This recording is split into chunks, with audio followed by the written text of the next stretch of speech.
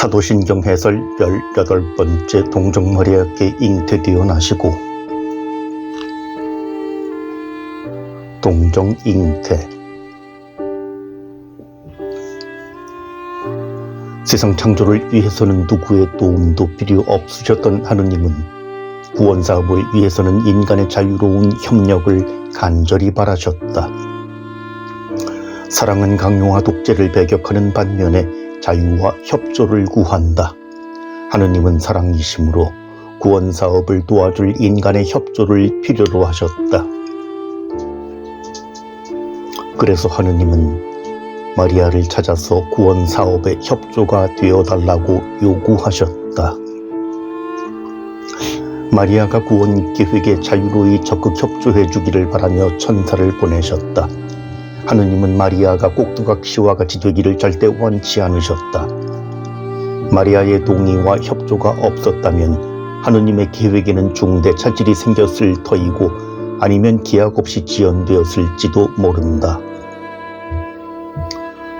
저는 남자를 알지 못합니다 하고 마리아는 하느님의 제안을 받아들이기가 불가능한 자신의 처지를 명확히 토로하였다. 하느님의 원의와 마찬가지로 그녀 역시 하느님의 맹목적인 도구가 되기를 거부하였다. 성령께서 너에게 내려오실 것이다. 늙은 나이에 내 친척 엘리사벳을 보아라. 천사의 이 두 가지 발언을 듣고서야 마리아는 불가능한 일이 없는 하느님께 동의하였다. 저는 주님의 종입니다는 신앙의 말씀으로 하느님의 뜻에 자신을 온전히 내맡겼다. 주님의 처분에 저 자신을 맡깁니다며 주님의 종으로 살아갈 것을 다짐하였다. 남자를 알지 못한다는 마리아의 발언은 자신이 스스로 임신할 수 없는 처녀임을 천명한 것이다. 처녀 잉태는 남자의 관여 없이 성령으로 인하여 신비로이 이루어지는 임신을 나타내는 표지이다. 지극히 높으신 분의 아드님의 탄생을 가리키는 표징이다.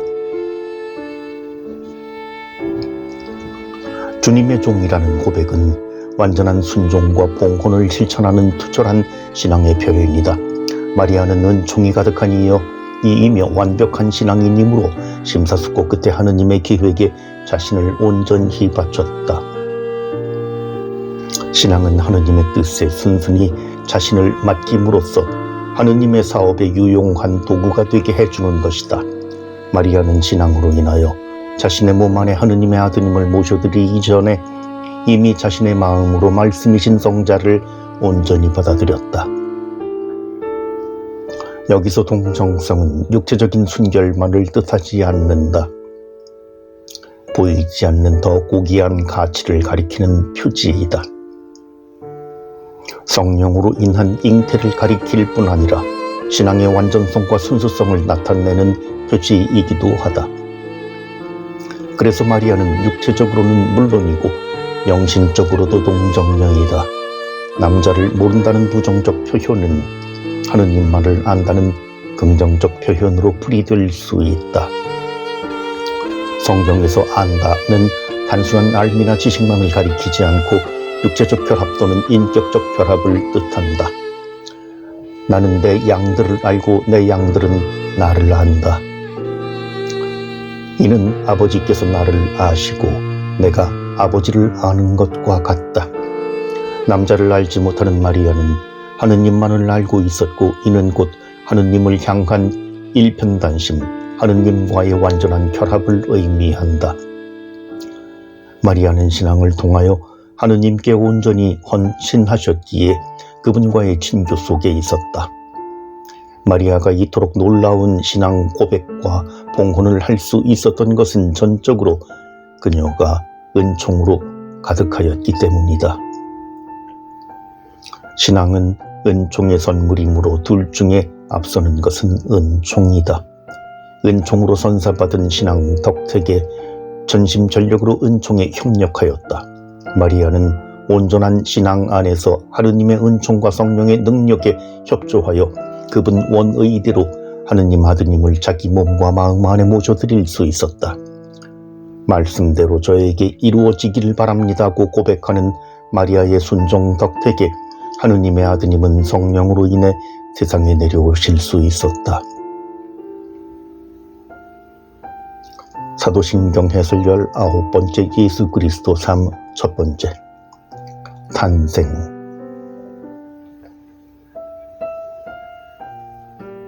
예수 그리스도는 그리스도교 신앙의 핵심이다.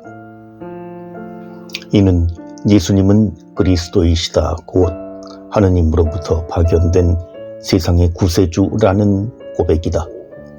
분리된 두 이름이 신앙에 의해 합쳐진 복합 이름이다. 예수는 하느님께서 구원하신다는 히브리어 본명이며 탄생 전의 천사에 의해서 예고되었다. 그 이름을 예수라고 하여라. 그분께서 당신 백성을 죄에서 구원하실 것이다. 그리스도라는 직함은 그분 안에서 구원이 이루어졌다는 신앙 고백이다. 기름 부음을 받은 이를 뜻하는 히브리어 메시아와 동의어이다. 하느님의 특별한 사명을 위해 봉헌된 사람들, 왕과 사제 및 예언자는 기름 부음을 받았다. 그분은 성령의 기름을 받아 왕과 사제 및 예언자로서 파견되신 그리스도 메시아이시다. 예수님은 이를 깨닫고 공적 사명을 개시할 즈음에 주님께서 나에게 기름을 부어주시니 주님의 영이 내 위에 내리셨다고 주장하셨다. 그리스도 예수님은 구원의 결정적 성취를 위하여 하느님에게서 성령의 기름으로 도유되어 세 가지 메시아 직분을 수행하셨다. 그분은 그리스도라는 자의식을 지니고 구원의 말씀과 행적을 펼치셨지만 생전에 그 칭호로 불리기를 꺼리셨다. 정치적이나 현세적인 메시아로 사람들에게서 오해받을 수도 있었기 때문에 이 칭호에 대해 신중하였고 때로는 항구령을 내리셨다. 베드로가 스승님은 그리스도이십니다 하고 대답하자 예수께서는 제자들에게 당신에 관하여 아무에게도 말하지 말라고 엄중히 이르셨다. 그분은 순환과 부활을 예고하심으로써 그 당시 대부분의 사람들이 생각했던 모습과는 다른 메시아의 모습을 보이기를 원하셨음을 드러내신다. 많은 고난을 겪고 율법학자들에게 배척을 받아 죽임을 당하게 되는 메시아이기를 원하셨다. 겸손, 순종, 고난의 길을 통해 하느님과 인간을 섬기는 데에 자신을 온전히 희생시키는 메시아이셨다.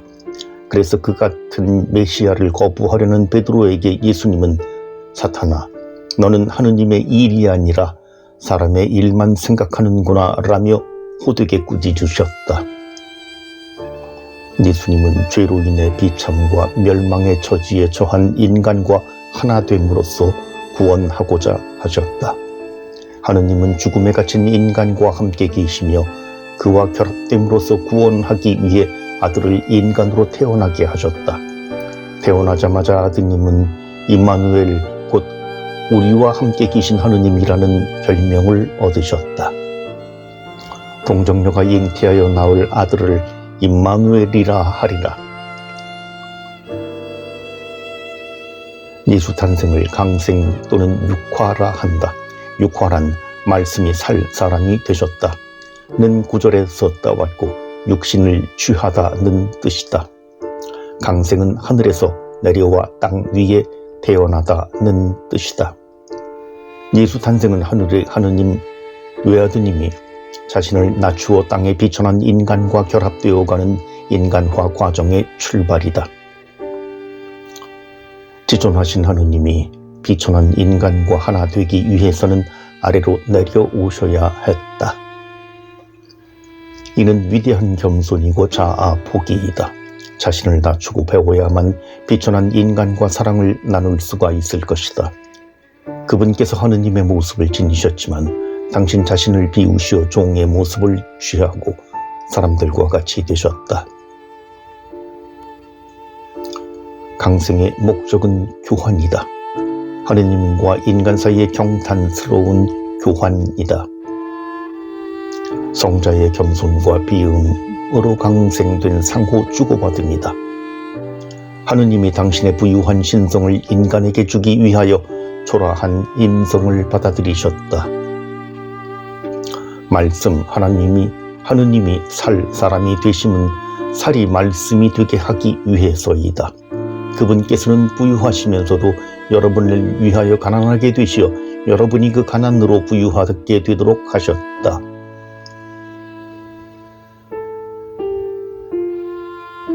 사도신경 해설 20번째 예수 그리스도의 삶 2번째 나자렛 생활. 신경의 절반, 총 12항목들 중 6번째 항목이 예수와 관련된 부분이다. 둘째부터 7째 항목까지 예수님이 누구신지 그 정체와 삶을 다룬다. 그분의 탄생, 순환, 죽음, 묻힘, 부활과 승천을 언급하며 재림에 대한 고백으로 끝난다. 아쉽게도 신경이 본시오 빌라도 통치 아래서라는 표현으로서 예수님 삶의 중요성을 강조하면서도 그에 대한 언급이 없다. 예수님이 말년에 순환하고 죽고 부활하셨으므로 구세주 되시는 것은 아니다. 파스카 사건이 없었더라도 그분은 구세주이실 터이다. 신성과 인성을 겸비하신 그분의 인격 자체 또한 그러한 그분의 삶 자체가 구원적 가치를 지닌다. 구세주로서의 면모 그리고 그분이 이룩하신 구원의 독특한 가치가 십자가 사건과 부활에 의해 부각되었다. 탄생부터 순환과 죽음에 이르기까지 예수님의 삶 전체가 구원의 신비이다. 구원을 결정적으로 성취시킨 십자가 사건은 그분 삶의 결과일 뿐이다. 그분은 그 인격과 삶 전체로 인하여 구세주이시다. 그렇다면 그분의 역사, 삶을 결코 소홀히 할 수 없다. 그래서 최근 묵주기도의 빛의 신비가 삽입되었다. 예수께서 세례받으심, 기적을 행하심, 하느님 나라를 선포하심, 거룩하게 변모되심, 또 성체 성사를 세우신 삶의 신비들이 첨가됨으로써 묵주기도가 더욱 복음적 기도가 되었다. 어린 시절부터 십자가 사건의 삶은 파스카 사건의 숨은 가치를 드러내고 구원의 길에서 우리가 반드시 실행해야 할 본보기를 보여준다. 그것은 성부께 대한 아울러 성자 자신에 관한 계시이다. 복음서는 나자렛 생활에 관해 예수님은 부모와 함께 나자렛으로 내려가 그들에게 순종하며 지냈다. 지혜와 키가 자랐고 하느님과 사람들의 총애도 더하여 갔다고 기술한다. 나자렛 생활은 순종과 효도, 신체적, 정신적 성장, 그리고 하느님과 사람들로부터의 인정과 사랑으로 특징 지워진다. 가정 내에서 부모께 효도하는 자녀로서 순종의 미덕을 쌓았고 공적 임무 수행을 위하여 몸과 정신을 연마하였으며 하느님과 이웃들로부터 사랑을 담뿍 받으며 성장하였다. 공생활을 개시하기 전에 극기와 수련으로 자신을 철저히 준비시키는 은둔 및 수련 시기였다. 평범한 일상과 고육, 침묵과 대화, 학습과 명성, 순종 등으로 일관된 삶이다. 사명 수행을 위하여 대중들 앞에 나서기 전에 가정 안에서 엄격히 또 조용히 자기 자신을 훈련시키며 극기와 학습, 효도와 직업에 충실하였다. 3년여간의 짧은 공적 임무 수행 기간에 비해 10배에 해당되는 30년의 긴 세월을 수련과 준비에 투자하셨다. 12살 예수님은 부모와 함께 예루살렘 성전 참배의 순례를 가던 도중 귀갓길에 서로 모르고 헤어졌다가 부모에 의해 성전에서 발견되신 일화가 있다. 사흘 뒤에 성전에서 상봉 때 얘야 우리에게 왜 이렇게 하느냐, 내 아버지와 내가 너를 애타게 찾았단다 라는 부모의 말에 예수님은 왜 저를 찾으셨습니까? 저는 제 아버지 집에 있어야 하는 줄을 모르셨습니까? 하고 대꾸하셨다. 이 발언은 어른으로서 곧 자기 자신이 걸어야 할 길을 천명하신 것이다. 마리아와 요셉에게 순종하며 효도하는 사람의 아들이 있기는 하지만 하늘에 계신 아버지의 일을 완수하기 위해 그 뜻에 복종해야 할 하느님의 아들로서의 자의식을 드러내셨다. 이 일화는 공생활 동안 예수님이 또 구원사업을 위해 절대 필요한 순종을 암시한다. 그런데 묘하게도 아버지의 천상집에 있어야 한다고 선언하신 예수님은 부모와 함께 나자렛으로 내려가 그들에게 순종하며 지냈다고 성경은 적고 있다.